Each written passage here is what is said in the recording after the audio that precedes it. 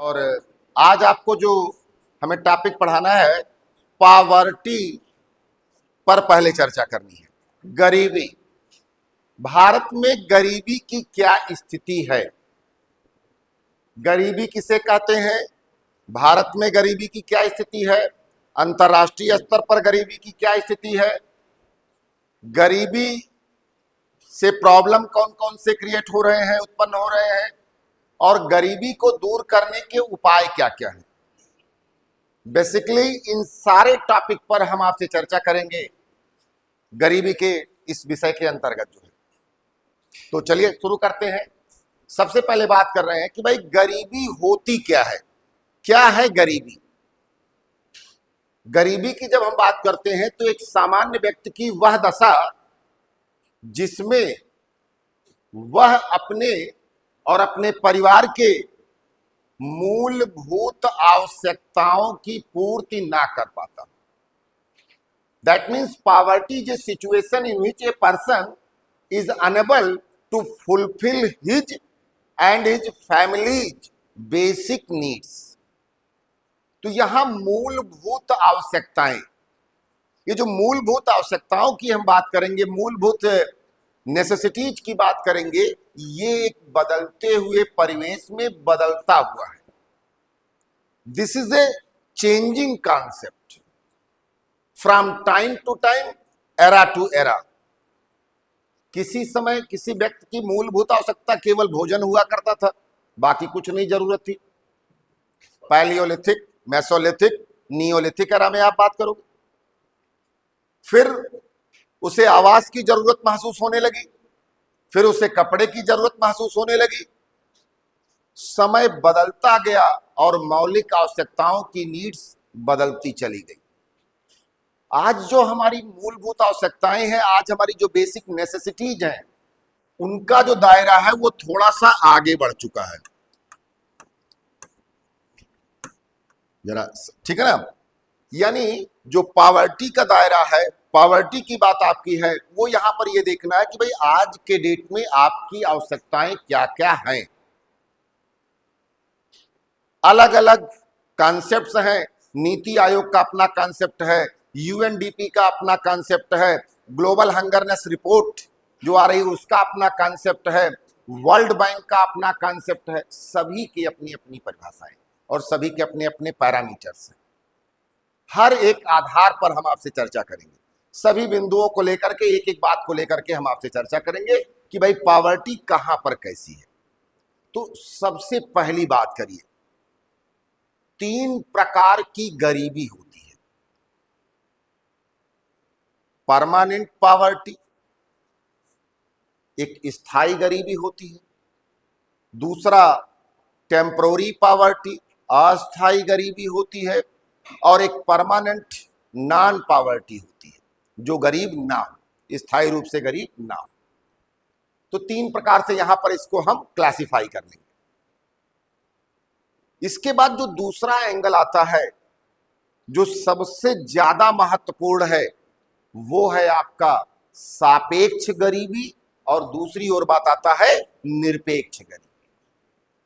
सापेक्ष और निरपेक्ष ये दोनों गरीबी के बहुत अलग अलग पैरामीटर्स हैं।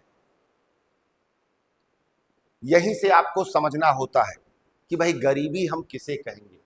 यानी गरीबी अगर हम बात करें तो एक और बात करेंगे सापेक्ष गरीबी, और दूसरी ओर बात करेंगे निरपेक्ष गरीबी। यानी रिलेटिव पावर्टी और एब्सोल्यूट पावर्टी।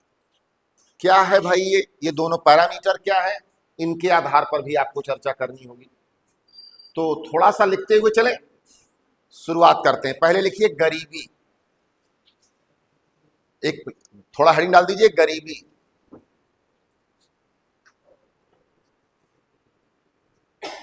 पहला लाइन लिखिएगा, गरीबी एक सामाजिक अवधारणा है। Poverty is a social concept. गरीबी क्या है? एक सामाजिक अवधारणा है। भाई आप गरीब तभी कहे जाओगे या गरीब तभी हो जब समाज में हो। अगर कोई व्यक्ति समाज के बाहर है तो वह गरीब और अमीर कैसा भाई? कोई व्यक्ति कैलाश पर्वत पे रहता हो तो उसे गरीबी और अमीरी से क्या लेना देना है? कुछ नहीं गरीबी, कुछ नहीं अमीरी। वहां कौन सी गरीबी अमीरी लगी हुई है भाई? गरीबी और अमीरी का जो कॉन्सेप्ट हो रहा है वो समाज में हो रहा है। जब कोई व्यक्ति समाज में रहेगा तभी उसकी बात होगी। तो पॉवर्टी क्या है? एक सोशल कॉन्सेप्ट है, सोशल इश्यूज है। अर्थात लिखिएगा, अर्थात गरीबी का मापन समाज में ही किया जाता है। That means poverty can be measured in the society.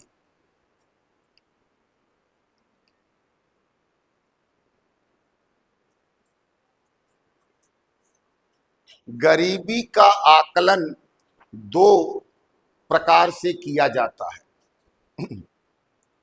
Poverty is measured on two basis. गरीबी जो आपकी होती है, गरीबी का जो हम आकलन करते हैं, दो प्रकार से किया जाता है।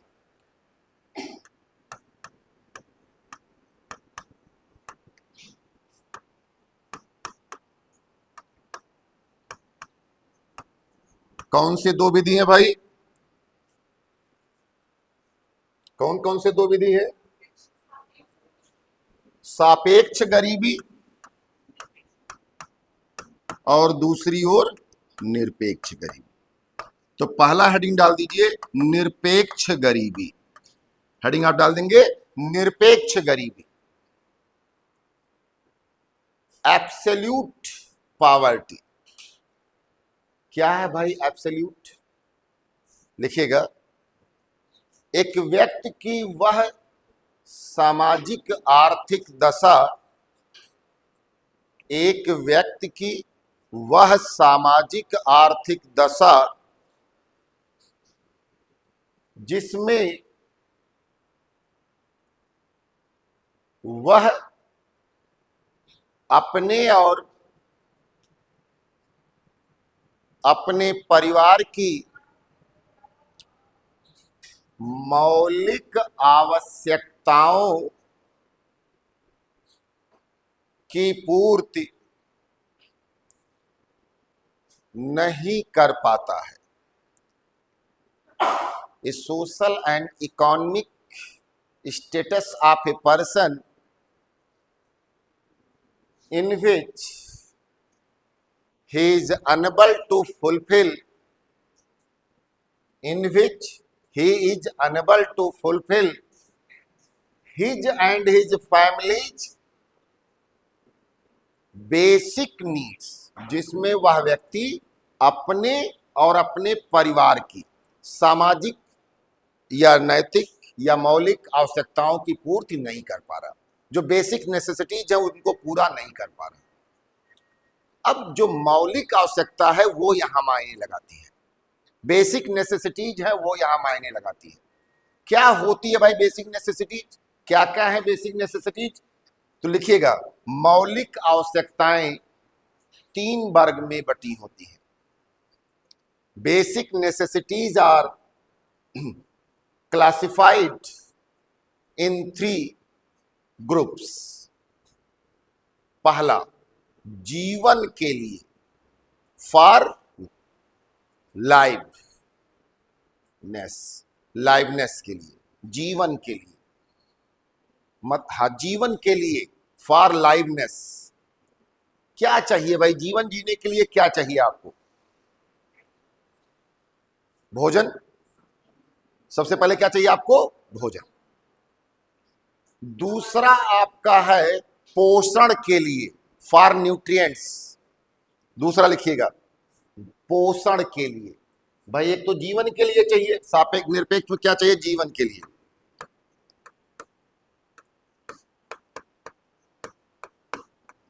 और दूसरा है पोषण के लिए।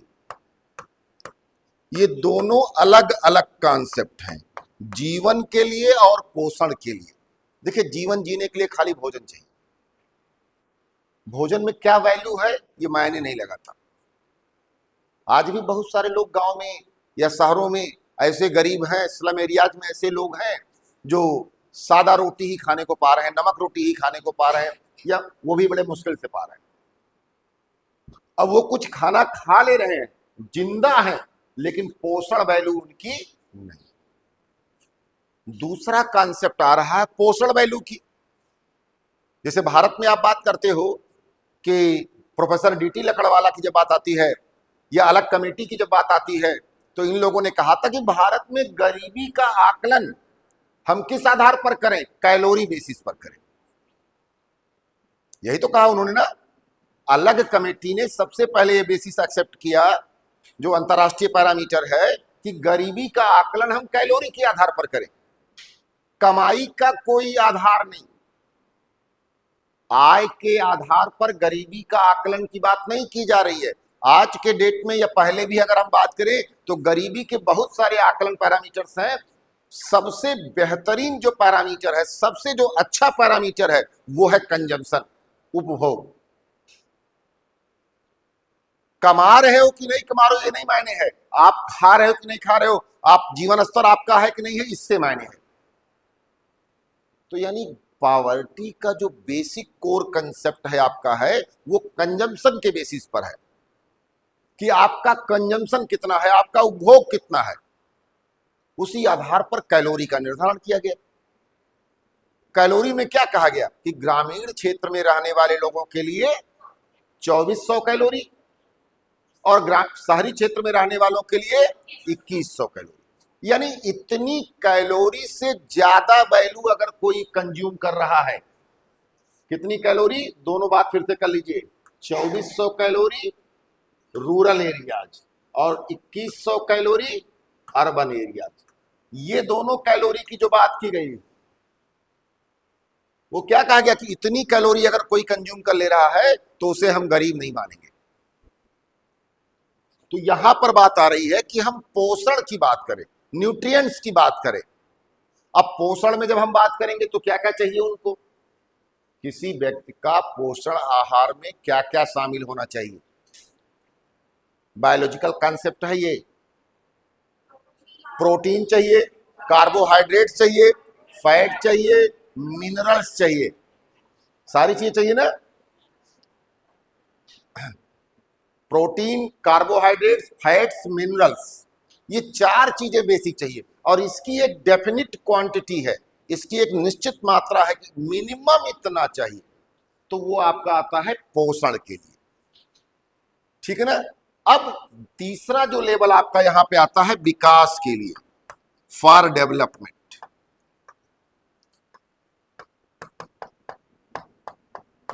कि विकास के लिए क्या चाहिए, आगे के विकास के लिए और क्या चाहिए, या जीवन स्तर में सुधार के लिए क्या चाहिए। केवल भोजन से काम नहीं चलेगा, पहनने के लिए वस्त्र चाहिए, सबसे पहला काम तो लिखेंगे वहां पर। आवास की सुविधा चाहिए, डैश करके इसमें लिख लीजिएगा, क्योंकि यहां पर बहुत सारी लिस्ट है, इस पूरी लिस्ट को बना लीजिएगा।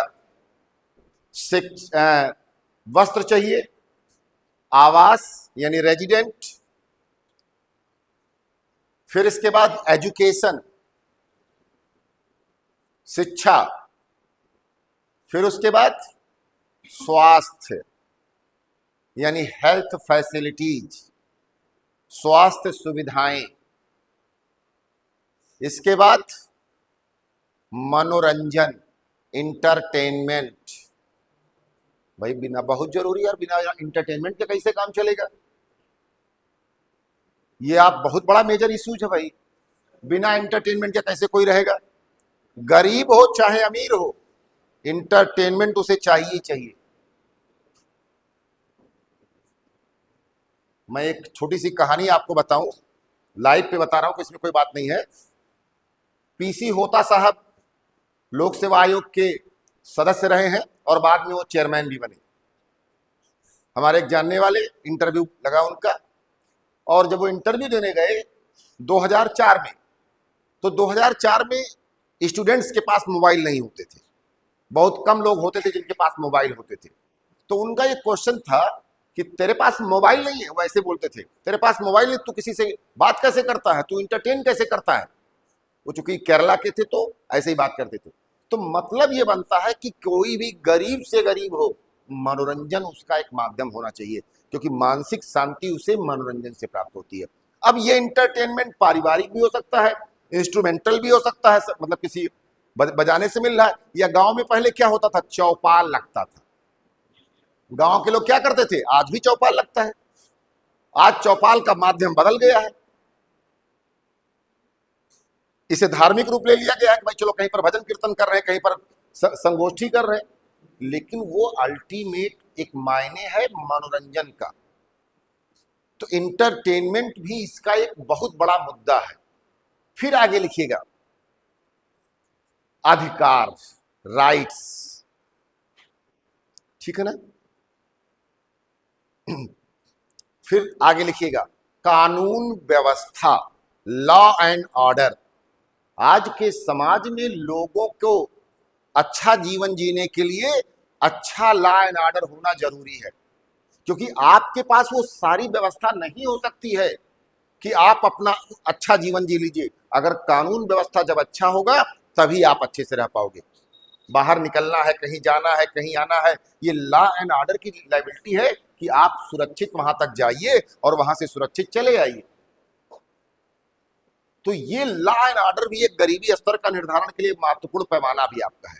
तो ऐसे यानी कि बहुत सारे पैरामीटर हैं जिसको हम इन 3 वर्गों में बांट करके ये बता सकते हैं, ये कह सकते हैं कि अगर ये सारी चीजें, अगर ये सारी व्यवस्थाएं किसी को उपलब्ध हो रही हैं और सही समय से सही से मिल रही हैं तो वो गरीब नहीं। लेकिन अगर इनमें से कहीं पर कोई कमी है, इनमें से कोई चीज कहीं पर किसी को नहीं मिल रहा है, तो उसे हम गरीब के अंतर्गत या गरीबी के पैरामीटर के अंतर्गत ला सकते हैं।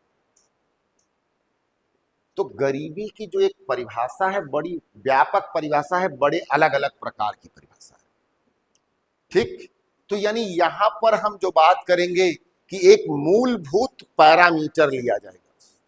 और यह भी ध्यान दीजिएगा, जब निरपेक्ष गरीबी के पैरामीटर की बात आती है तो भारत में इसी को क्या कहते हैं, बीपीएल। क्या कहते हैं, बीपीएल।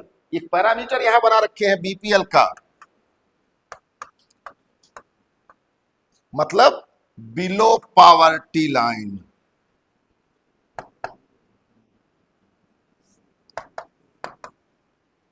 बिलो पॉवर्टी लाइन यानी जीवन के लिए क्या बना रखा, गरीबी रेखा का निर्धारण कर रखा है। हम बेसिक नेसेसिटीज पे जब बात करते हैं तो गरीबी रेखा की बात आ जाती है। भारत में गरीबी रेखा के निर्धारण के लिए 2 बड़ी प्रमुख समितियां बनाई गई थी, दोनों के रिपोर्ट अलग अलग हैं। एक सुरेश तेंदुलकर समिति की बात आई थी और दूसरी रंगराजन समिति की बात आई थी। अभी उस पर भी आ रहे हैं, वर्तमान की हम बात कर रहे हैं बीपीएल की।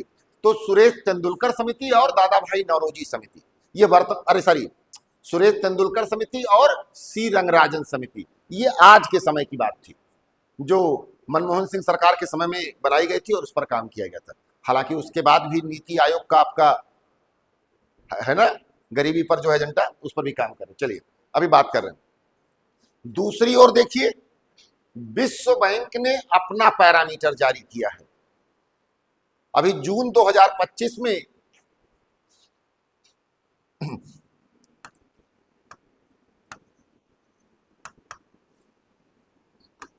वर्ल्ड बैंक ने जून 2025 में गरीबी की आकलन के लिए अपना पैरामीटर जारी किया। उसने कहा कि इससे कम अगर कोई व्यक्ति उपभोग करेगा तो वो गरीब मान लिया जाएगा। अब उसने सामान नहीं लिखा, क्वांटिटी नहीं लिखा, उसने क्या किया, इसके आकलन के लिए पैसे की बात किया। मतलब एक लिमिट बना दिया कि अगर इतना डॉलर वो कम से कम उपयोग करता है, दिन भर में खर्च करता है, तो वो अमीर है। 3 स्तर पर ये परिभाषाएं बनाई गई। पहला है बेसिक पुअर। पहला क्या लेवल आया उन्होंने, बेसिक पुअर। और इसके लिए उन्होंने कहा $3। वर्तमान में बढ़कर के कितना करा दिया उन्होंने, $3। पहले ये $2.25 हुआ करता था। लास्ट ईयर हमने जब क्लास लिया होगा तो $2.25 लिखाया होगा। अब इस साल बढ़ के कितना हो गया ये, क्योंकि जून 2025 में बढ़ा है, तो ये आपका कितना हो गया है, $3 हो गया। यानी आज के डेट में अगर कोई व्यक्ति $3 से अधिक रुपए प्रतिदिन खर्च करता है तो वह अमीर है, मतलब बेसिक गरीब से बाहर है। और नहीं तो अगर $3 से कम खर्च करता है तो बेसिक पुअर के रेंज से अंदर में आ जाता है, सामान्य गरीबी के या मौलिक गरीबी की परिभाषा के अंदर आ जाता है। पर्सनल है, इंडिविजुअल, प्रति व्यक्ति की बात कहा गया, एक एक व्यक्ति के लिए बात कहा गया। आपके दिमाग में आ रहा होगा कि भाई अब $3 का मतलब 88 से गुणा कर दिए, लगभग 264-65 रुपए, यही ना। तो आप कह रहे हो कि 265 रुपए तो हमारा पर डे खर्चा नहीं है, क्योंकि आप केवल पॉकेट मनी जोड़ रहे हो। आप घर पे रहना, घर का खाना, आने जाने का किराया, कपड़ा, टेलीफोन, मोबाइल और इंटरटेनमेंट, बहुत सारे खर्चे को नहीं जोड़ रहे हो, आप केवल पॉकेट मनी जोड़ रहे हो। तो केवल पॉकेट मनी नहीं, टोटल एक्सपेंस यहां पर लेना है आपको, कुल व्यय आपको यहां पर लेना है। अगर आपका कुल व्यय 265 रुपए से ऊपर है तो आप सामान्य गरीबी की परिभाषा से ऊपर आ गए। अब दूसरा आता है जो सेकंड लेवल आपका है, सेकंड लेवल की जो बात कर रहे हैं उसके लिए है $4.5, कि भाई इतना जब आप कोई बात करेगा तो सामान्य गरीबी से ऊपर आ जाएगा, यानी 3 से $4.5 के बीच में अगर खर्च कर रहा तो वो उससे ऊपर आ गया। फिर इससे भी ऊपर जो बात आता है वो आपका थर्ड लेवल कहलाता है, और थर्ड लेवल पे बात आ रही है, कितना रहा, $6 से ऊपर। तो यानी वर्ल्ड बैंक ने 3 लेवल पे गरीबी की बात किया, जिसमें बेसिक जो आपका है वही याद रखना है कि $3 से अधिक का खर्च, एक सामान्य परिस्थिति इन्होंने बता दिया भाई कि अगर कोई व्यक्ति $3 से अधिक खर्च करता है तो वह सामान्य गरीबी की परिभाषा से ऊपर आ जाता है। यही क्वेश्चन आपसे बनना होगा, यहां पर बनेगा। हालांकि अब बात करिए, आप एडीबी की बात कर लीजिए, Asian development bank, Asian development bank, Asian development bank की बात कर लीजिए, एशियाई विकास बैंक,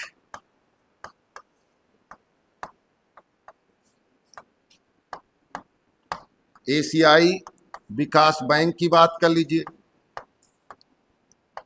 अगर इनकी हम बात करते हैं तो एशियाई विकास बैंक की अगर हम बात कर रहे हैं तो इन्होंने अपना पैरामीटर दूसरा दिया है, वो $1.5 की बात आ रही है यहां पर, तो उनका अपना पैरामीटर हो जाता है। अगर हम कैलोरी पर बात करते हैं तो 2100 और 2400 कैलोरी की बात आ रही है।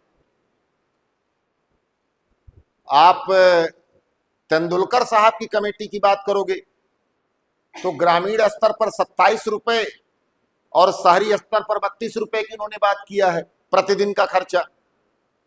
यानी अलग अलग लोगों के अलग अलग पैरामीटर हैं कि जिनके आधार पर हम निरपेक्ष गरीबी का आकलन करते हैं। सबके अपने अपने अलग पैरामीटर हैं और सबको अलग अलग आपको कैलकुलेट करना होता है, सबको आपको अलग अलग देखना होता है। तो निरपेक्ष गरीबी समझ में आ गई?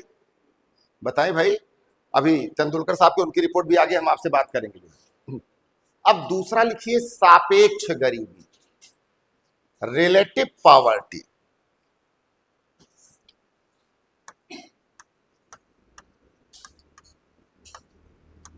सापेक्ष गरीबी,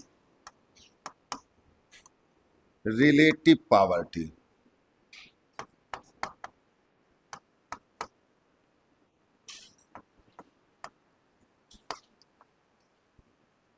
अब ये एक तुलनात्मक स्थिति है। सापेक्ष गरीबी क्या है? एक कंपैरेटिव स्टडी है, तुलनात्मक है, एक से दूसरे की तुलना किया कर जाएगा, कंपैरेटिवली देखा जाएगा कि भाई उनसे वो स्थिति बेहतर है या नहीं है। या जिन मौलिक आवश्यकताओं की बात की जा रही है उनमें से कितना आपको मिल रहा है और कितना नहीं मिल रहा। तो सापेक्ष गरीबी निरपेक्ष की भांति नहीं है, यह तुलनात्मक स्थिति को देखता है, यह कंपैरेटिव फॉर्म को देखता है कि सापेक्ष रूप से अगर देखा जाए तो किसकी क्या स्थिति है। तो लिख लीजिए, सापेक्ष गरीबी, सापेक्ष गरीबी एक तुलनात्मक अवधारणा है। Relative poverty is a comparative concept जिसमें व्यक्ति और उसके परिवार को, जिसमें व्यक्ति और उसके परिवार को आवश्यक वस्तुओं में कितना प्राप्त हो रहा है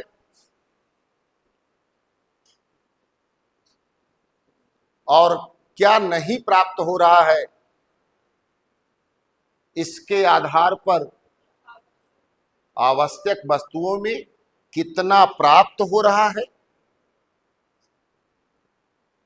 और कितना नहीं प्राप्त हो रहा है, इसके अंतराल के आधार पर गणना किया जाता है। इन विच poverty is being calculated on the basis of necessities, what he get and what he not get, क्या मिल रहा है उसको और क्या नहीं मिल रहा है। इन दोनों में तुलनात्मक स्थितियों के आधार पर, इन दोनों के कंपैरेटिव फॉर्म के आधार पर, इन दोनों के वैल्यू के आधार पर हम इसकी गणना करते हैं। सापेक्ष गरीबी की जब हम बात करते हैं तो दो विद्वानों का नाम आता है और बार बार यहां से आपसे क्वेश्चन आता है।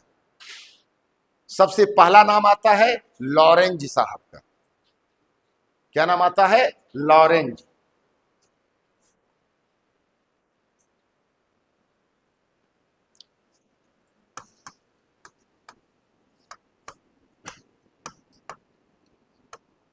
लॉरेंज साहब ने एक वक्र बनाया जिसे लॉरेंज वक्र कहते हैं, और आपसे यूपीएससी तक के एग्जाम में एक क्वेश्चन आता है कि लॉरेंज वक्र किससे संबंधित है। एक सीधा सा क्वेश्चन आपसे क्या आता है कि लॉरेंज वक्र किससे संबंधित है।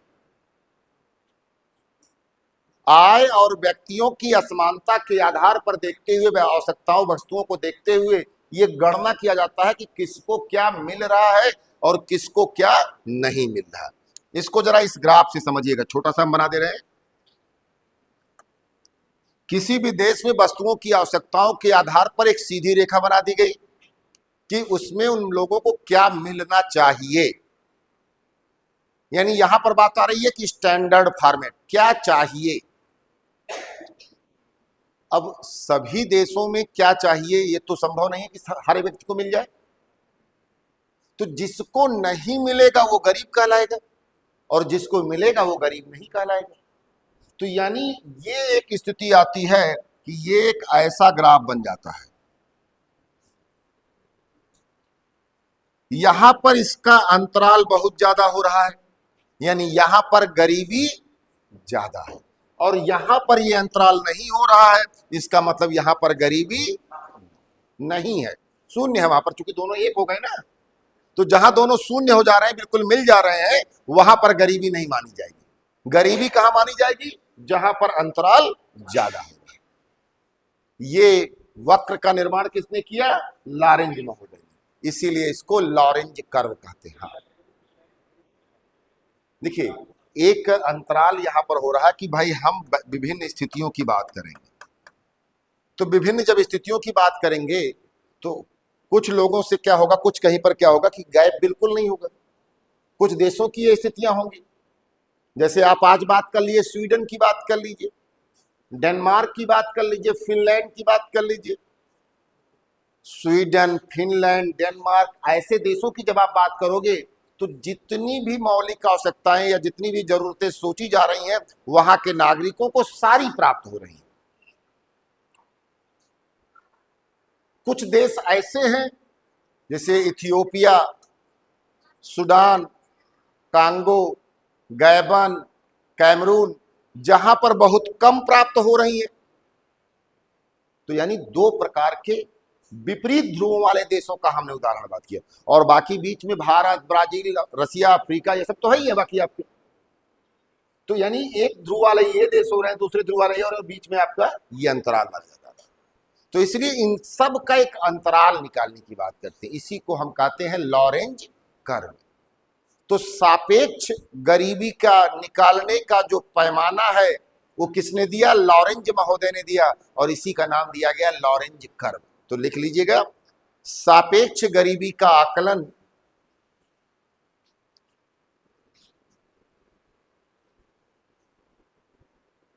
के लिए दो मापदंड है। There are two parameters to calculate relative poverty. दो मापदंड है, पैरामीटर है, जिन्हें दो विद्वानों ने अपने अनुसार आकलित किया है। That is being calculated by two scholars. Number one, Lorenz. Lorenz कहाँ के विद्वान थे भाई? पहला तो एक यही क्वेश्चन बन सकता कि लॉरेंज कहाँ के थे? स्वीडन के थे। कहाँ के थे? स्वीडन के थे। लॉरेंज महोदय स्वीडन के विद्वान थे और इन्होंने ही लॉरेंज वक्र की गणना की। तो लिख लीजिएगा, लॉरेंज महोदय ने सापेक्ष गरीबी के आकलन के लिए,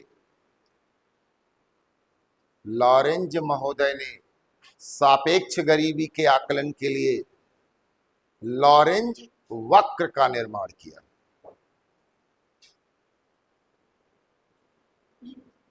Lorentz, mister Lorenz has prepared Lorentz curve graph to ascertain the relative poverty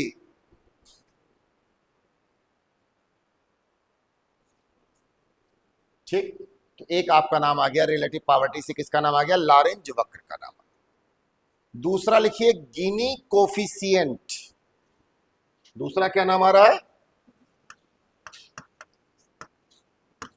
Guinea coefficient. इसे हिंदी में कहते हैं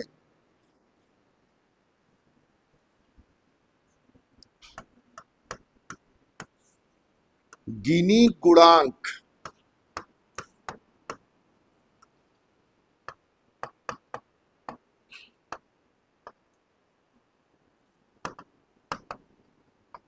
गिनी कोफिशिएंट यानी गिनी गुणांक।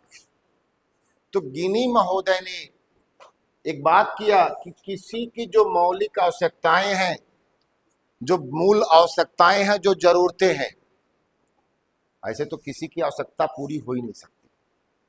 रॉबिन्सन साहब का यही कॉन्सेप्ट था ना, पता है आपको कि नहीं? रॉबिन्सन का नाम पढ़ा कि नहीं पढ़ा आप लोगों ने? भाई रॉबिन्सन का नाम इस साल नहीं पढ़ा आपने? प्रोफेसर रॉबिन्सन इस साल क्यों चर्चा में रहे वो? चलिए, इकोनॉमिक की जो बेसिक डेफिनेशन है वो 3 लेवल की है। ध्यान दीजिएगा, बात कर रहा हूं इकोनॉमिक्स की, बात कर रहा हूं मैं, ताकि यहां से आपको हम लिंक कर सकें। इकोनॉमिक्स की जो डेफिनेशन है वो 3 लेवल पे है। पहला है वेल्थ रिलेटेड। किसका रिलेटेड? वेल्थ रिलेटेड, यानी धन संबंधित परिभाषा। किसके अनुसार? धन संबंधित। किसकी परिभाषा थी वेल्थ रिलेटेड? एडम स्मिथ की। बिल्कुल सही जवाब। वेल्थ रिलेटेड डेफिनेशन किसके थे? एडम स्मिथ के। एडम स्मिथ साहब ने कहा कि economics is a science that studies wealth. अर्थशास्त्र वह विज्ञान है जो धन का अध्ययन करता है। तो भाई ये परिभाषा हमारी आ गई, वेल्थ रिलेटेड परिभाषा है। प्रोफेसर मार्शल साहब आते हैं, इन्होंने कहा अगर ये स्थिति हम बना देते हैं कि इकोनॉमिक्स का सब्जेक्ट मैटर हम कर देते हैं कि केवल धन संबंधित होगा, तो मनुष्य केवल धन पर ही काम करेगा, पैसे के लिए ही काम करेगा। अगर पैसा नहीं है तो फिर काम नहीं करेगा। जबकि मनुष्य के जीवन का जो दूसरा पहलू है वो क्या है? सोशल वेलफेयर, समाज कल्याण। भाई अभी आप देखिए, भारत की बात करिए या दुनिया में कहीं पर बात कर लीजिए, अगर हम भारत की बात करते हैं तो बहुत सारे IITians, IIM से पास आउट MBAs, उनको दुनिया में 50 लाख रुपए महीने की पैकेज मिल रही है कि नहीं मिल रही है? लेकिन उस पैकेज को छोड़ करके वो IAS बनते हैं, IPS बनते हैं। वहां उनका मूलभूत जो कंसेप्ट होता है वो यही होता है कि वो समाज कल्याण की बात कर रहे हैं, गरीबों की दशाओं में सुधार के लिए बात करते हैं, समाज के विकास के लिए बात करते हैं। इतने को भी छोड़ दीजिए, दुनिया में कितने बड़े ऐसे उद्योगपति हैं जो पर्यावरण विकास के लिए, सामाजिक विकास के लिए, गरीबी के विकास के लिए अपने तमाम कार्यों को समर्पित करते हैं। उसको भी आप ले लीजिए। तो इसके अलावा बहुत सारे दुनिया में ऐसे अमीर हैं जो अपने आय का एक बहुत बड़ा हिस्सा दान कर देते हैं। तो अगर धन संबंधित परिभाषाओं के रिलेटेड बात कर दोगे आप, वेल्थ रिलेटेड डेफिनेशन की आप बात कर दोगे, तो ये दूसरा जो आपका सोशल वेलफेयर है फिर तो खत्म हो गया, फिर तो कोई करेगा नहीं। एक व्यक्ति अपना जो भी कार्य करता है दो के लिए करता है, या तो पैसे के लिए या तो नाम कमाने के लिए। बताइए भाई, आप कोई भी काम इसके अलावा करने को सोचते हो तो बताइएगा। कोई भी काम आप करेंगे या तो पैसे के लिए करेंगे या तो नाम कमाने के लिए करेंगे, मनी और रिकॉग्निशन। लेकिन जब हम इकोनॉमिक्स की स्टडी में वेल्थ रिलेटेड बात करेंगे तो no money no study no recognition. जब पैसा नहीं मिला तो रिकॉग्निशन नहीं हुआ, चूंकि आपका उसमें अध्ययन नहीं किया गया। तो इसी बात को किसने काटा? प्रोफेसर मार्शल साहब। मार्शल साहब ने परिभाषा दिया वेल्थ रिलेटेड की जगह क्या कहा इन्होंने? वेलफेयर रिलेटेड, यानी वेलफेयर रिलेटेड परिभाषा की बात किया, कल्याण संबंधित परिभाषा की बात किया। मार्शल साहब ने क्या कहा? कल्याण संबंधित परिभाषा, कि भैया कल्याण होना चाहिए। किसका कल्याण? मानव कल्याण, ह्यूमन वेलफेयर। अगर मानव का कल्याण हो रहा है तो हम कहेंगे कि भाई सही है, अच्छा है, ये इकोनॉमिक्स का सब्जेक्ट मैटर है। फिर तीसरे लेवल की बात आई, रॉबिन्सन साहब आते हैं। रॉबिन्सन साहब ने कहा कि कैसे ये हम कहें कि मानव का कल्याण होता है। ये हुआ भाई, कैसे आप नहीं कहोगे मानव का कल्याण कैसे नहीं होता है? तो उन्होंने एक लाइन में बात किया, वांट्स आर अनलिमिटेड, मनुष्य की आवश्यकताएं अनंत हैं। क्या है? मनुष्य की आवश्यकताएं अनंत हैं। व्हाइल मीन्स आर लिमिटेड, जबकि संसाधन सीमित है। अब अगर किसी के पास इच्छाएं अनंत हैं, संसाधन सीमित हैं, तो वहां पर कल्याण कहां से हुआ भाई? चलिए, अगर नॉर्मली आपसे कहा जाए कि आपको कितने रुपए मिल जाए कि आप संतुष्ट हो जाओगे, बताइए कितने रुपए मिल जाए कि आप संतुष्ट हो जाओगे? बताइए भाई, कोई लिमिट है? जितना ही मिलता जाएगा और लाओ। ऐसा है कि नहीं? जितना ही मिलता जाएगा आपको उतना ही और लाओ। एक बात आ गई, यानी संतुष्टि नहीं आई। आपको एक बार में कितना खाना खिला दिया जाए कि 4-6 दिन भोजन ना मांगे? भाई आपने कहा एक बार में खाना खाएंगे पेट भर जाएगा। अब आपको कितना खाना खिला दिया जाए कि 2-4 दिन आप खाना ना मांगे? संभव है? नहीं संभव। दोपहर में खाएंगे, शाम को फिर भूख लगनी है। बताइए भाई, यानी संतुष्टि नहीं मिली। वहां पर संतुष्टि नहीं मिली, यहां पर स्थायी संतुष्टि नहीं मिली। तीसरा लेवल आ जाइए, एक व्यक्ति कोई नशा करता है, मान लेते हैं वो शराब पीता है, उससे कितना भी शराब पिया हो और उससे पूछिए यार ज्यादा पी लिए? नहीं, थोड़ी सी पी, उसका जवाब कभी नहीं हुआ कि वो ज्यादा पी लिया है। गाना भी तो बना थोड़ी सी पी ले, थोड़ी सी जो पी ली है, तो मतलब ये बनता वो कभी नहीं कहेगा ज्यादा पी लिया। कब कहेगा ज्यादा पी लिया? जब वो नाले में पहुंच जाएगा। नाले में पहुंच गया, ज्यादा होगा, संतुष्टि मिल गई उसको, लेकिन फिर दूसरे दिन वही कहानी। इसका मतलब बनता है संतुष्ट की कोई कॉन्सेप्ट नहीं हो सकती। तो प्रोफेसर मार्शल की परिभाषा को जो कमजोर बताया, रॉबिन्सन साहब ने बताया। अब रॉबिन्सन साहब ने नई परिभाषा क्या जोड़ा? इन्होंने कहा economics is the science of scarcity, अर्थशास्त्र दुर्लभता का विज्ञान है। नोट कर लीजिएगा, ये क्वेश्चन बार बार आता है। अर्थशास्त्र क्या है? दुर्लभता का विज्ञान है। अर्थशास्त्र दुर्लभता का विज्ञान है, किसके अनुसार? रॉबिन्सन के अनुसार। और मार्शल के अनुसार क्या लिखना है? लिखते रहो बेटा, बात निकल लेना। रॉबिन्सन के अनुसार अर्थशास्त्र दुर्लभता का विज्ञान है। Economics is the science of scarcity.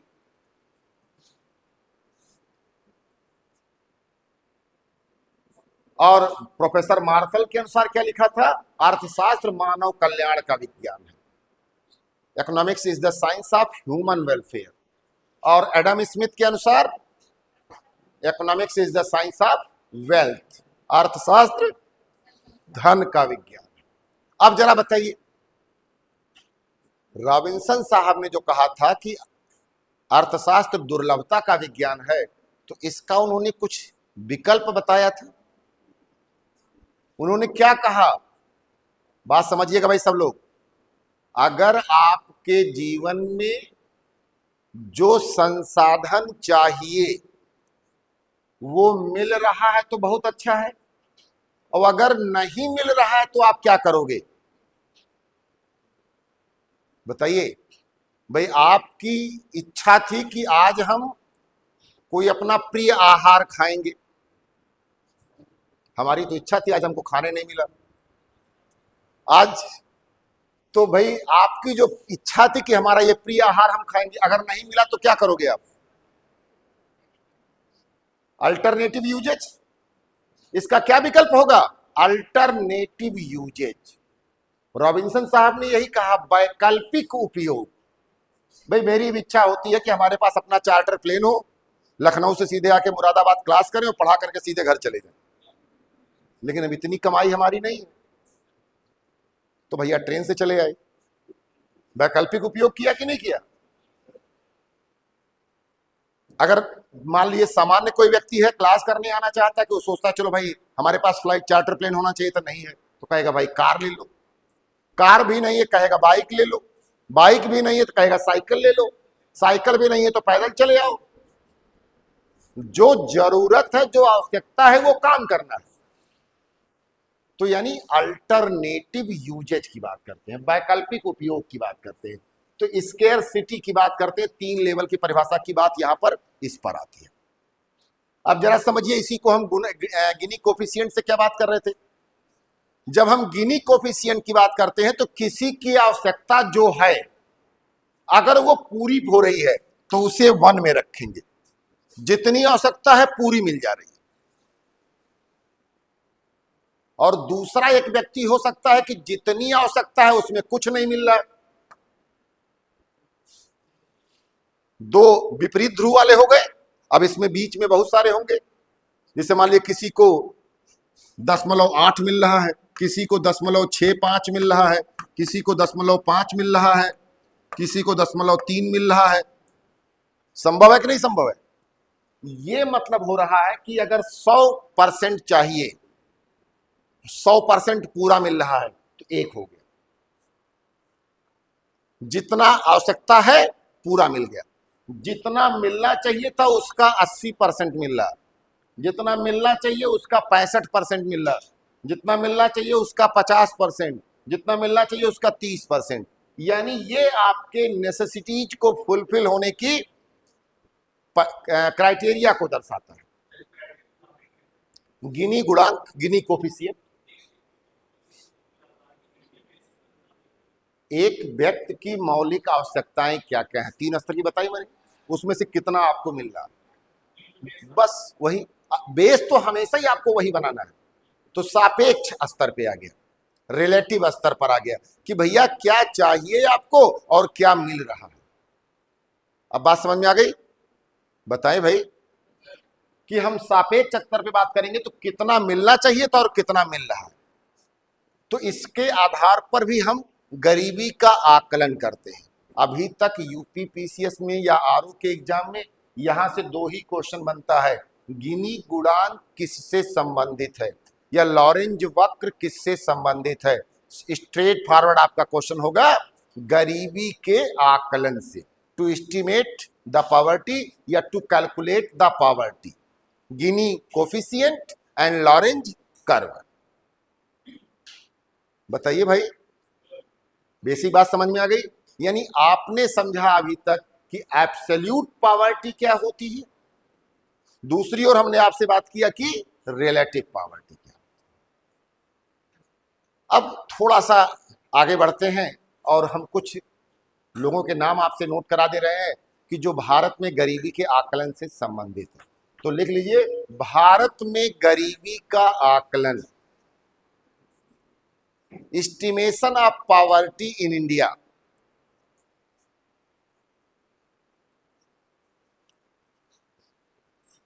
अब यहां पर आपने जो बताया था उसका नाम आएगा शुरुआत वहां से करेंगे हम। नंबर 1 दादा भाई नौरोजी, यहीं से शुरुआत करेंगे। दादा भाई नौरोजी। कितने लोग बताएंगे कि दादा भाई नौरोजी का किताब का नाम क्या है? एक और कोई? दूसरा, तीसरा, चौथा, ठीक है, ऐसे बढ़ते चले जाइए। ठीक, हाँ बताइए बेटा। हाँ, poverty and un British rule in India. तो लिख लीजिए दादा भाई की पुस्तक का नाम, दादा भाई नौरोजी की पुस्तक का नाम poverty and un British rule in India. दादा Bhai Naoroji.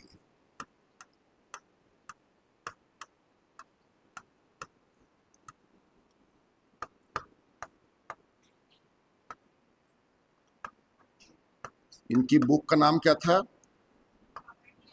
Poverty and un British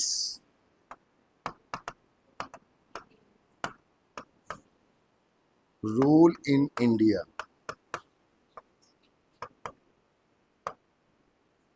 ये इनकी किताब का नाम था और इसमें इन्होंने poverty un British rule in India की किताब में इन्होंने पहली बार भारत में राष्ट्रीय आय और प्रति व्यक्ति आय का आकलन किया था कि भारत में कितना राष्ट्रीय आय है, नेशनल इनकम है, और भारत में कितना प्रति व्यक्ति आय है, पर कैपिटा इनकम। और इसके लिए इन्होंने जो नाम दिया था, आंकड़े जो तैयार करके, उसका नाम रखा था जीवन निर्वाह सूचकांक, सर्वाइवल इंडेक्स। कौन सा इंडेक्स? सुन लीजिए, पहले लिखा देंगे अभी। सर्वाइवल इंडेक्स की बात किया था, जीवन निर्वाह सूचकांक की बात किया था, और आधार वर्ष लिया था जिस साल का इन्होंने गणना किया था वो आपका था 1866-67, 1866-67।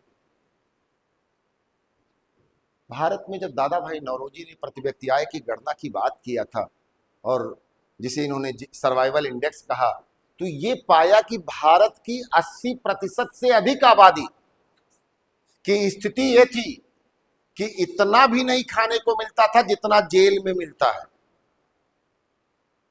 यानी भारत के आम लोगों की स्थिति ये थी कि उनको उतना भी भोजन नहीं मिलता था, उनको इतना भी खाने को नहीं मिलता था जितना जेल में मिलता था।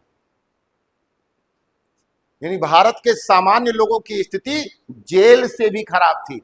आदमी सोचता था हम जेल में होंगे तो कम से कम अच्छा खाना खा लेंगे। अब आप सोच सकते हैं कि क्या स्थिति थी। तो उन्होंने इसको जेल सर्वाइवल इंडेक्स भी नाम दिया था। क्या नाम दिया था? जेल निर्वाह सूचकांक। तो अब नोट कर लीजिएगा, poverty and un-British rule in India लिखिएगा। दादा भाई नौरोजी ने 1866-67 के वर्ष के लिए, 1866-67 वित्तीय वर्ष के लिए भारत में राष्ट्रीय आय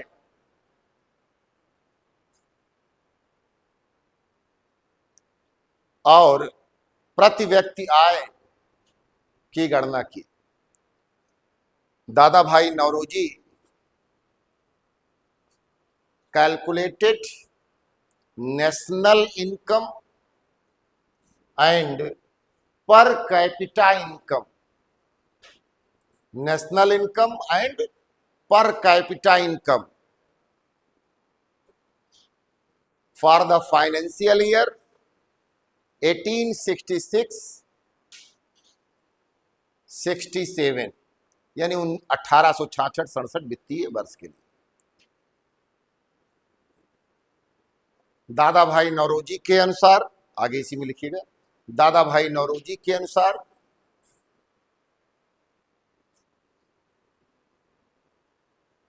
तात्कालिक समय में भारत की प्रति व्यक्ति आय प्रतिवर्ष एट दैट टाइम, ऐसे लिखिएगा, according to Dada Bhai Naoroji at that time India's per capita income was, कितना था भाई? 20 रुपए प्रति व्यक्ति प्रति वर्ष, ₹20 पर पर्सन पर ईयर। हाँ, पर ईयर है भैया ये। आज आपको लगता हो कि 20 रुपए का चॉकलेट भी नहीं मिलता है? चॉकलेट तो छोड़ दीजिए, छोटी छोटी चीजें नहीं मिलेगा। और ये स्थितियां हैं उस समय प्रति व्यक्ति प्रति वर्ष इनकम थी। आज की भी अगर हम पीसीआई की बात करते हैं, ध्यान दीजिएगा, अभी मैं दो एक बार आपसे बात कर चुका हूं। जैसे आज अभी आप चौंक गए कि 20 रुपए प्रतिदिन, अरे प्रति व्यक्ति और प्रति वर्ष की बात कर रहे हैं। चलिए, अगर कोई बताएगा कि भारत में इस समय न्यूनतम प्रति व्यक्ति आय वाला जिला कौन सा है? लोवेस्ट पर कैपिटा इनकम डिस्ट्रिक्ट बिहार जिला है। मतलब हम बिहार को जिला बना दें? झारखंड जिला है? हमें जिला बताइए। हमारे पास ऑप्शन नहीं होते। जिसके पास ऑप्शन हुआ, ये बहुत बड़ी सच्चाई, सिलेक्शन से वो कोसों दूर रहता है। सिलेक्शन चाहिए तो केवल एक चीज याद रखिए, वो है आंसर, जहां ऑप्शन की जरूरत ना पड़े, क्योंकि ऑप्शन कंफ्यूज कर देता है। तो याद रखिए एक आंसर। वर्तमान में भारत की न्यूनतम प्रति व्यक्ति आय वाला जिला है, बिहार का है श्योहर जिला। कौन सा जिला? श्योहर। भारत की न्यूनतम प्रति व्यक्ति आय वाला जिला श्योहर, ब्रैकेट में Bihar. The minimum per capita income district, the minimum per capita income district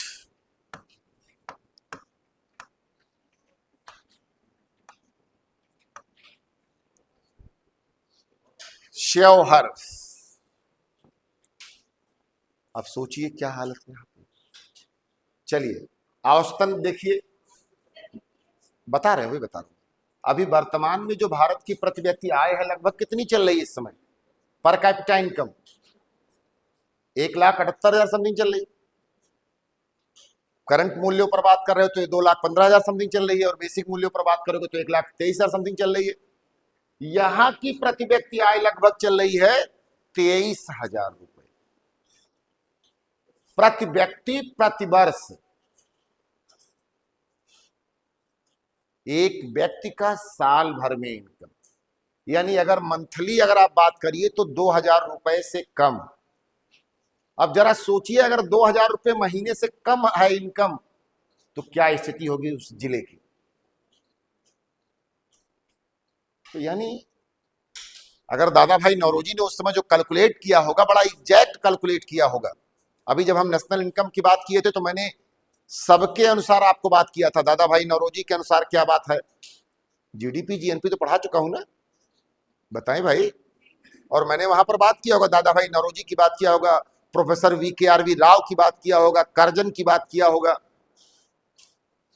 नहीं बात किया है? बिल्कुल बात किया होगा, कंफर्म। सबके आंकड़े लिखे होंगे आपके पास कि किसके अनुसार भारत में गरीबी का कितना, अरे प्रति व्यक्ति आय का कितना आंकड़ा है। तो मतलब ये बनता है कि आपको एक टाइम पीरियड है, पूरा सीरीज है, पूरा आपके हिसाब सुनो का। चलिए तो हम जो बात करेंगे कि भाई प्रति व्यक्ति आय कितनी है, पर कैपिटा इनकम कितना है, उसके आधार पर हमें बात यहां पर करेंगे। तो क्या लिखा था लास्ट पॉइंट जरा बता दीजिए। तो दादा भाई नौरोजी की बात आ गई, 20 रुपए प्रति व्यक्ति प्रति वर्ष बताया था। ठीक, अब जरा एक और क्वेश्चन बताइएगा कि स्वतंत्र भारत में सबसे पहले राष्ट्रीय आय की गणना किसने किया था? VKRV राव साहब जो थे, इन्होंने 1920 के दशक में 1911-12 के लिए प्रति व्यक्ति आय की गणना की थी। वो थोड़ा अलग है।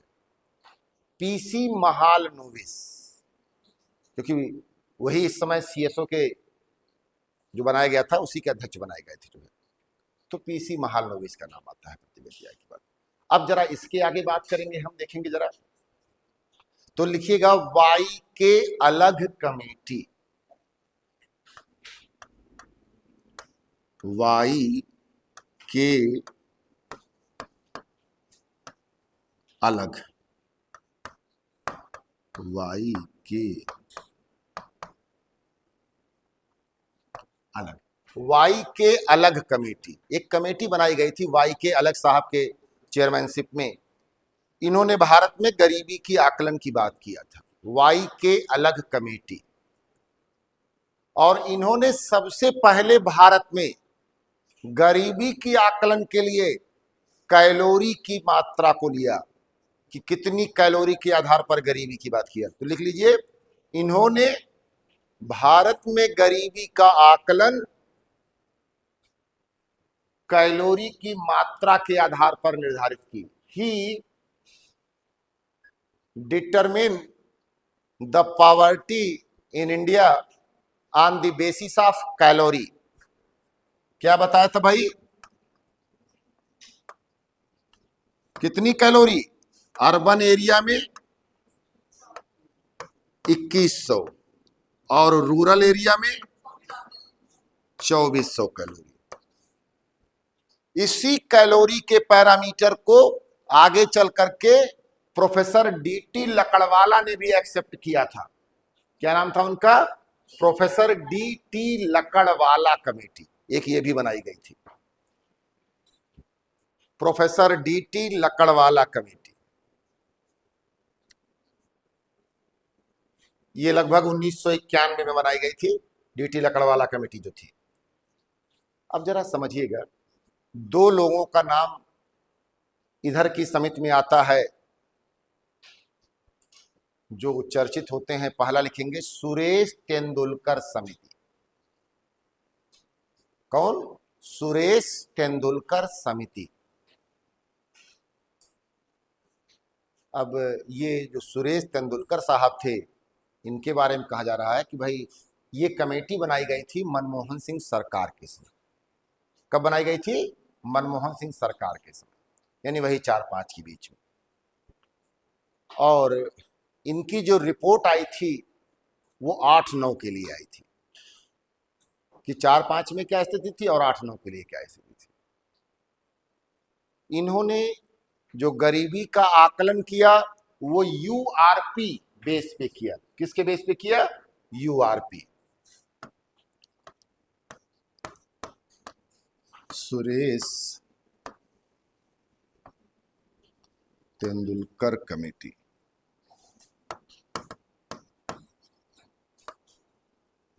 किस बेस पे किया था? यूआरपी बेसिस पर, यूनिफॉर्म रिकॉल पीरियड। यूआरपी का फुल फॉर्म है uniform recall period. URP basis पर इन्होंने पॉवर्टी का कैलकुलेशन किया था। यहां पर यूनिफॉर्म रिकॉल पीरियड, तो भाई इनके आधार पर आ गया। यहां पे इनका जो आकलन था वो बड़ा करेक्ट नहीं माना गया, करेक्ट नहीं पाया गया, और उसको लोगों ने एक्सेप्ट नहीं किया, नकार दिया, पब्लिक ने इसको अपोज किया।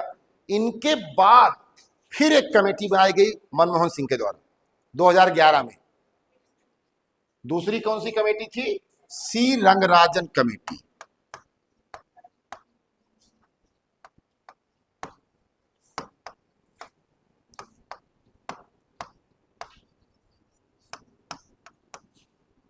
सी रंगराजन कमेटी, और इन्होंने एमआरपी बेसिस पर लिया मिक्स्ड रिकॉल पीरियड। किसके बेसिस पर? मिक्स्ड रिकॉल पीरियड के बेसिस पर लिया। दोनों में अंतर क्या है? यूआरपी बेसिस पर जब हम बात करते हैं तो जो बेसिक नेसेसिटीज होती है केवल उनको लेकर के बात करते हैं, और जब एमआरपी बेसिस पर बात करेंगे तो बेसिक के साथ साथ जो और चीजें जुड़ी हुई हैं जैसे कपड़े, जूते, इन सब को लेकर के हम बात करते हैं, इन सब को मिला करके हम बात करते हैं, तो उनके आधार पर हम बात करेंगे। तो रंगराजन कमेटी की भी रिपोर्ट आती है 2013 में, इसको भी पब्लिक ने नकार दिया। इसके भी इन्होंने परसेंटेज इतने कम बताए, भारत में गरीबी का प्रतिशत इतना कम बताया कि लोगों ने इस पर विश्वास नहीं किया। इसके बाद क्या हो रहा भाई? सरकार परिवर्तन हो जा रही है, 2014 में सत्ता परिवर्तन। उसके बाद क्या हो रहा है कि नीति आयोग का गठन हो जा रहा है। तो 2017 में भारत सरकार ने नीति आयोग के तत्वाधान में एक टास्क फोर्स का गठन किया कि भारत में कितना गरीबी, क्या स्थिति है और कैसे इसको दूर करने के लिए, इनकी समस्याओं को दूर करने के लिए क्या किया जाए। एक टास्क फोर्स बना दिया है। किसके? उसमें नीति आयोग के लिए। तो लिख लीजिए अगला, नीति आयोग टास्क फोर्स। नीति आयोग का क्या बनाया गया? एक टास्क फोर्स बनाया गया। और आज भी भारत में एक यक्ष प्रश्न है, ध्यान दीजिएगा, आज भी भारत में एक यक्ष प्रश्न है कि भारत में कितने प्रतिशत लोग गरीब हैं। क्योंकि जितने समितियां, जितने विचारधाराएं, उतने प्रकार के आंसर। एक सबसे बड़ा उदाहरण लीजिए, भारत में कितने प्रतिशत जनसंख्या को निःशुल्क खाद्यान्न दिया जा रहा है? शहरी 50% और ग्रामीण 75%, लगभग यही है ना। तो इसका मतलब बनता है कि भारत सरकार इनको गरीब मान नहीं तभी तो दे रही। और आज के डेट में तमाम आपके पास आंकड़े आ रहे हैं कि ये तो भाई इनके यहाँ ट्रैक्टर है, इनका घर बड़ा है, इनके घर एक सरकारी नौकरी है, ऐसे तमाम लोग बेनिफिशियरी हैं इसके, और तमाम लोगों के राशन कार्ड निरस्त किए जा रहे हैं। ऐसा हो रहा कि नहीं हो रहा है?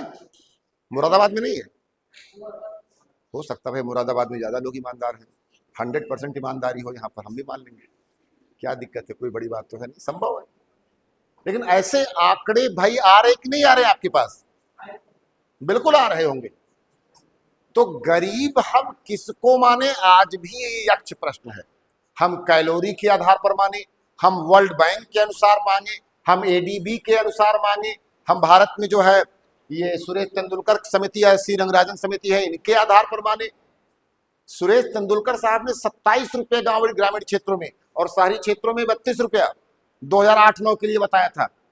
27 रुपए में एक प्लेट समोसा मिलेगा मुश्किल से शहर में आपको। ठीक ठाक होटल में खाने बैठिए, 32 रुपए का समोसा मिलेगा प्लेट। दिन भर का कहां से खर्चा चलेगा भाई उसमें। पानी की बोतल तो है ही है, पानी बोतल तो फ्री का पी लो, करे खाने को तो कुछ चाहिए कि नहीं चाहिए। पानी बोतल तो कहीं भी हैंड पाइप चला लोगे, भाई गरीब नहीं जाएगा पानी की बोतल लेने, ये सीधी सी बात है। पानी की बोतल की बात अमीर करता है। अभी आज मैं एक बहुत बढ़िया सा किसी कवि को सुन रहा था, तो उसने कहा जब तक घरों में था घड़ा तब तक नहीं कोई बीमार पड़ा, और जब से आ गया आरओ घर घर होने लगे बीमारों। भाई पानी का घड़ा था लोगों घरों में, तो बीमारी कहां थी। हम कौन सा जानते थे कि इसमें बैक्टीरिया है, इसमें वायरस है, इसमें फंगल, कुछ नहीं। चल रहा भाई सब चल रहे, सब जिंदा आराम से थे। और जब से घरों में आरओ लग गया है तब से बीमारों की संख्या बढ़ गई है, बीमार होने लगे हजारों। तो वो एक देखिए, तो हम अगर बात करेंगे, जब गरीब की बात करोगे तो पानी की बोतल की बात नहीं होगी वहां पर, लेकिन जो मूलभूत आवश्यकता है भाई वो तो खरीदना पड़ेगा उसको ना। भाई खाद्यान्न की आपूर्ति जो भारत सरकार ने करने लगी, क्यों करने लगी, खाली इसीलिए कि कम से कम खाद्यान्न की आपूर्ति तो लोगों को होने लगे। अब यहीं पर एक बात और देखिए, ग्लोबल हंगरनेस इंडेक्स, वैश्विक भूखमरी सूचकांक, अभी इसके आंकड़ों की भी बात आती है। वैश्विक भूखमरी सूचकांक की आप बात कर लीजिए। जब आप वैश्विक भूखमरी सूचकांक की बात करेंगे तो भारत की स्थिति नेपाल और पाकिस्तान से भी बुरी है। ऐसा है कि नहीं है, आप आंकड़े चेक कर लीजिएगा, मैं कोई ऐसा नहीं मैं बात कर रहा हूं। भारत की जो स्थिति है वैश्विक भूखमरी सूचकांक में नेपाल और पाकिस्तान से भी खराब है। शायद भारत का रैंक 109 है ना, 105 पे आ गया, 105 पे आ गया भारत, लेकिन तब भी तो स्थिति खराब है ना। अब जरा सोचिए, आखिर वहां पर क्या भूखमरी की स्थिति और अच्छी है, वहां पर कम लोग भूखमरी पे हैं, लेकिन नहीं, जो आंकड़े हैं तो हैं यहाँ पर। अब क्योंकि यहां पर जो भूखमरी सूचकांक है वो केवल सामान्य भोजन के लिए नहीं है ना, जो हम वैश्विक स्तर पर पैरामीटर बताने लगे कि 3 स्तर पर बांट करके उन सबको समाहित करके बात करेंगे। जो वैश्विक भूखमरी सूचकांक निकाला जाता है उसके लिए पैरामीटर अलग है। चाइल्ड स्टंटिंग, यानी बच्चों में बौनापन, फिर बच्चों में दुबलापन, चाइल्ड डेथ रेट, कई सारे इस प्रकार के आंकड़े हैं जिनके आधार पर ग्लोबल हंगरनेस इंडेक्स निकाला जा रहा है, वैश्विक भूखमरी सूचकांक निकाला जा रहा है। तो उनको लेकर के हम चर्चा करेंगे, उनको लेकर के हम बात करेंगे।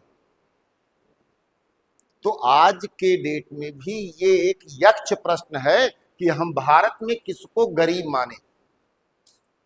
आज के डेट में क्या हो रहा है कि जो राशन लेने जा रहा है वो पल्सर की बाइक से जा रहा है, और तो और नहीं, नई ना सही पुरानी ही सही, कार से जा रहा है। थोड़ी दूरी पर कार खड़ी करके झोला लेके गया, फ्री का राशन लिया, ला करके कार में रखा और भाई साहब चल दिया। यहाँ अच्छे अच्छे वाले जो काम धाम कर रहे हैं वो एक बाइक 10 साल पुरानी चला रहे। तो भारत में गरीब किसको मानोगे आप। स्लम एरियाज में चले जाइए, झुग्गी झोपड़ी में आप चले जाइए, घर घर टीवी मिलेगा, घर घर मोबाइल मिलेगा, और तो और कहीं कहीं पर फ्रिज भी लगा मिल जाएगा और एसी भी लगा मिल जाएगा, भले चोरी का ही बिजली चल रही है। आखिर ये स्थितियां कहां से आ रही। फिर आप गरीब किसको मानोगे, किसे आप कहोगे भाई ये व्यक्ति गरीब है। तो आज के डेट का ये जो पैरामीटर है गरीबी का, ये बड़ा डिफरेंट हो चुका है। ये बड़ा, मैं वही जो कहा मैंने, यक्ष प्रश्न। यक्ष प्रश्न मतलब जिसका जवाब देना बहुत मुश्किल है। एक और कमेटी बनाई गई थी योजना आयोग के द्वारा, इसमें जो है ग्रामीण विकास मंत्रालय के द्वारा, उसने भारत में गरीबी की दर 67% बताई थी। जहां 32% और 29% की बात है, वहां 67% बताई गई थी, ग्रामीण विकास मंत्रालय का था। तो मतलब ये बनता है कि किसके अनुसार आप सही मान करके चलोगे। अब इसके बाद आ जाइए, चलिए गरीबी का जो भी प्रतिशत है वह अच्छा नहीं है, गरीबी की जो स्थिति है देश में वो अच्छा नहीं है। इसके लिए बेहतर विकल्प क्या है कि इसे कम किया जाए या इसे खत्म किया जाए, समाप्त किया जाए। भारत में गरीबी या किसी भी देश में गरीबी को खत्म किया जाए। अब किसी भी देश में गरीबी को खत्म करने के क्या उपाय हैं?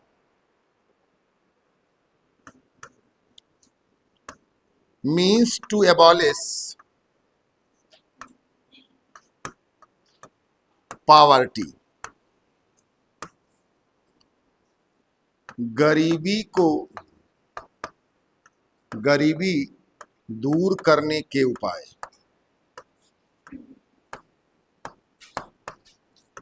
अब जाहिर सी बात है कि गरीबी को दूर करने का उपाय बंगाली बाबा के पास तो है नहीं है। बंगाली बाबा आप लोग समझ गए होंगे, आजकल जगह जगह बोर्डों पर दीवालों पर लिखा रहता है कोई भी समस्या हो हमसे संपर्क करें बंगाली बाबा। तो भाई बंगाली बाबा के पास तो उपाय है नहीं गरीबी को दूर करने का। नहीं हम भी चले जाते भाई कि बाबा गरीबी दूर कर दीजिए हमारी। चलिए इसका जो उपाय है, बेसिकली जो सबसे बड़ा उपाय है वो इंडिविजुअल के पास में है। किसका पास है? प्रत्येक व्यक्ति के पास में है। तो गरीबी दूर करने का जो उपाय आपको पढ़ना है, पहला प्रयास, पहला क्या है? वैयक्तिक प्रयास। वैयक्तिक प्रयास, इंडिविजुअल एफर्ट।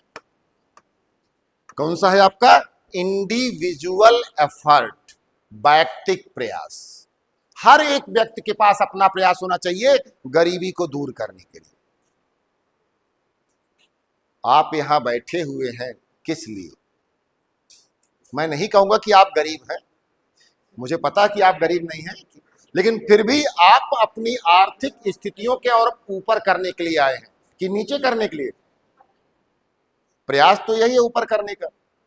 अब काम क्या हो रहा है ये आप समझ लीजिए कि वास्तव में आप प्रयास कर रहे हैं कि खाली नाम मात्र का आप प्रयास कर रहे हैं। अब ये आपका निर्णय है, मेरा नहीं। लेकिन प्रयास आपका यही है कि हम अपने गरीबी को, हम अपनी समस्याओं से पार आकर के हम उसके ऊपर उठेंगे। अपग्रेडेशन, उन्नयन जिसे शब्द कहते हैं, ये सबसे बड़ा और सबसे सटीक प्रयास होगा। मैं बार बार देखता हूं, कई बार टेस्ट सीरीज और कापियां चेक करता हूं कि गरीबी को दूर करने के उपाय, या किताबों में आप चेक करोगे सीधे सीधे कुछ सरकारी कार्यक्रमों के नाम लिख दिए जाते हैं। ये गलत है। केवल सरकार की जिम्मेवारी नहीं है गरीबी को दूर करना, और न केवल सरकार के प्रयास से गरीबी दूर होगा।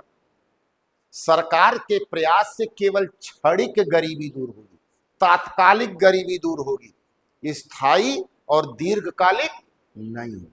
सरकार क्या करेगी भाई? भोजन उपलब्ध करा देगी, हो गया भाई साहब। सरकार ने क्या किया? ट्रेनिंग उपलब्ध करा दिया। आपने नौकरी नहीं किया तो क्या मतलब बना?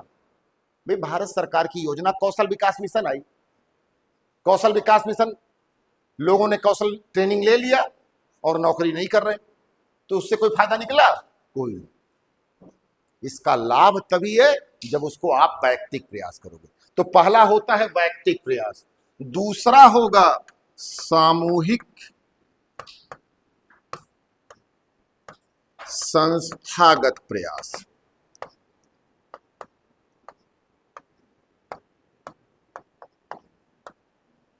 इंस्टीट्यूशनल एफर्ट, इंस्टीट्यूशनल एफर्ट में एनजीओज का रोल आता है। एनजीओज का, इंस्टीट्यूशनल एफर्ट में किसको लिखना है आपको? एनजीओज। बिल्कुल बिल्कुल, सब उस तरह से आएंगे जितने भी संस्थाएं हैं। और तीसरा आता है गवर्नमेंटल एफर्ट, सरकारी प्रयास। सरकार क्या कर रही है?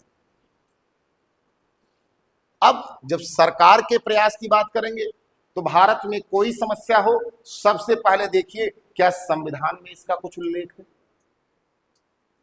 गरीबी को दूर करने के लिए क्या संविधान में कहीं पर कुछ कहा गया है? कौन कौन से आर्टिकल में कौन कौन सी बातें कही गई हैं, उनको आपको लर्न करना होगा। कॉन्स्टिट्यूशन जब पढ़िए तो उसको आप कनेक्ट करिए। जैसे अनुच्छेद 16 रोजगार का अवसर बात आती है। अनुच्छेद 39 समान कार्य के लिए समान वेतन। अनुच्छेद 43 ए क्या कहा गया 43 ए में?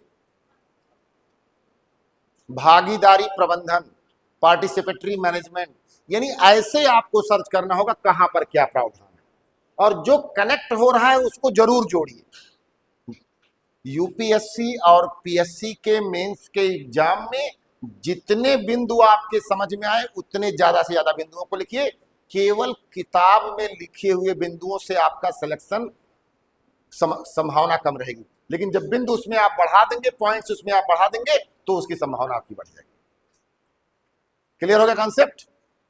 अब इसके बाद दूसरे नंबर का प्रयास करिए, वैधानिक प्रयास, यानी कि स्टैट्यूटरी एफर्ट। कौन कौन से एक्ट बना करके या कुछ करके आपको गरीबी को दूर करने का प्रयास किया गया? जरा बताइएगा, भारत में गरीबी को दूर करने के लिए कौन कौन से कानून पारित किए गए?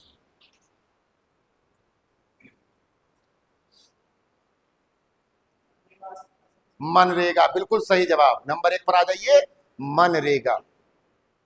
मनरेगा तो लाया इसीलिए गया था ना कि गांव में 100 दिन का रोजगार मिलेगा, और जब लाया गया तो उस समय था कि 10,000 रुपए मिलेंगे। 100 दिन 100 गुणे 100, आज बढ़ गया मनरेगा की मजदूरी, बात खत्म, अलग अलग। लेकिन मनरेगा एफर्ट आया। फिर खाद्य सुरक्षा अधिनियम 2013, ये भी तो आया। यानी ऐसे एफर्ट, देखिए दिमाग में फीड करिए आंसर को कि हमें जब ये आंसर लिखना होगा तो हम वहां पर क्या क्या लिखें, हम किन किन चीजों को कोड करें वहां पर, ताकि ये सारी बातें आ जाए। अनूप मोबाइल है ना मेरा, तो यानी उससे हम आगे बढ़ करके बात करें। मेरा मोबाइल है, तो यानी उससे हम आगे बढ़ करके बात करेंगे कि कहां पर क्या चल रहा है इसमें भाई। तो गरीबी को दूर करने का जब प्रयास की बात करोगे तो इंडिविजुअल प्रयास यानी व्यक्तिगत प्रयास, दूसरा सामूहिक संस्थागत प्रयास यानी एनजीओ और सहकारिता, इन सब की क्या रोल है, और इसके बाद सरकारी प्रयास। अब देखिए यहां पर जो सबसे पहला प्रयास होना चाहिए, चाहे इंडिविजुअल, चाहे ग्रुप, चाहे सरकारी, वो सबसे पहला प्रयास है कि भोजन की आपूर्ति हो, हर व्यक्ति को पोषण युक्त भोजन प्राप्त हो, हर व्यक्ति को पोषण युक्त भोजन प्राप्त हो। इसके लिए भी कई सारे कार्यक्रम चलाए गए। जैसे सबसे पहला कार्यक्रम चलाया गया काम के बदले अनाज योजना, अभी पेट में आया था क्वेश्चन ना, काम के बदले अनाज योजना। फिर आप आगे बढ़ेंगे, वहां पर क्या आ रहा है, बच्चों के पोषण के लिए मिड डे मील, क्या आ रहा है, मिड डे मील आ रहा है, ये भी आया। राष्ट्रीय खाद्य सुरक्षा मिशन, ये भी आया आपका जी। तमाम तो आ रहे भाई, ये सारे के सारे आपके खाद्य का हो गया। अब इसके अलावा दूसरे लेवल पे जब आप आओगे तो दूसरे लेवल पे क्या मिलेगा आपको, दूसरे लेवल पे आपको मिलेगा रोजगार के लिए, कि लोग रोजगार में आए, लोग रोजगार में आए। रोजगार में आने के लिए क्या करना है, कौशल विकास मिशन, कौशल विकास मिशन की बात करनी है। कौशल विकास मिशन के लिए और क्या करना होगा इसमें, और देखिएगा विश्वकर्मा योजना, आज विश्वकर्मा भगवान की जयंती है 17 सितंबर, और इसी दिन को तो चालू किया गया था ना विश्वकर्मा योजना, तो ये भी तो आपका रोजगार के लिए है। इसके बाद ऋण योजना, लोन्स, तमाम प्रकार के कार्यक्रम सरकार चलाएगी। क्लियर? चलिए तो आज इतना रहने दे रहे हैं, फिर बात करते हैं।